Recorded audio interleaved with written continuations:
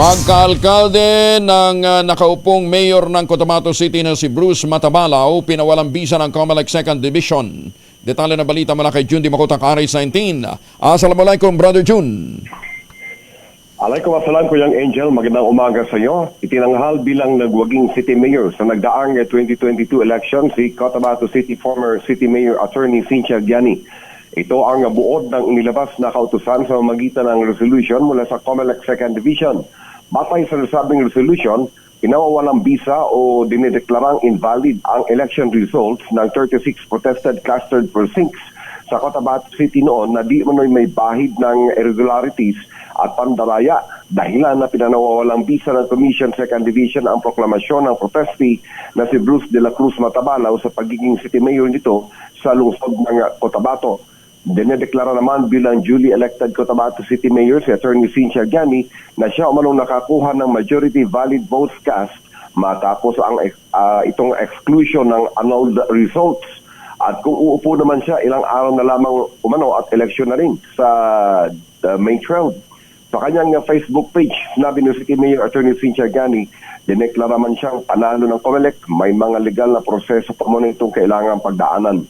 Magunita, Kuya Angel, naghain ng election protest sa COMELEC itong si Giani upang questionin ang naging resulta ng halalan nitong 2022. Labis naman nagpapasalamat si Mayor Cynthia Giani na lumabas ang katotohanan at namayani ang totoo.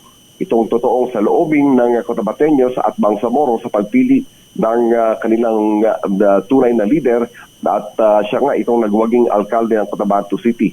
Samantala ko yung Angel, sa Facebook account naman ni Mayor Bruce Matabalao, kinumpirmang natanggap umano nito ang kopya ng naturang COMELEC 2nd Division decision. Narespeto niya man ito at ang legal na proseso, subalit patuloy umano siyang maglilingkod bilang mayor. Yan ang ating update mula sa Cotabato Jun. City. RH9, yes, Kuya Angel. Tumatakbo uli si Mayor Matabalao?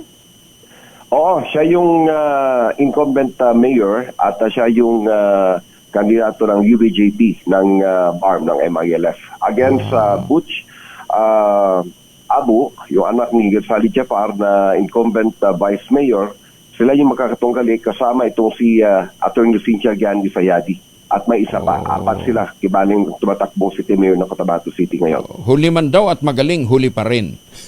Huli pa rin, kasi ilang araw na lang, Kuyang Angel, May 12 may proseso pa raw itong pagdadaanan at hindi biro pa ito. Oo. So, hindi na, So, alanganin. Ay, susmesya. Sige, ingat ka dyan ha. Sukran, Jun. Thank you. Yes, Apuan, Kuyang Angel, balik sa inyo. Maraming salamat na.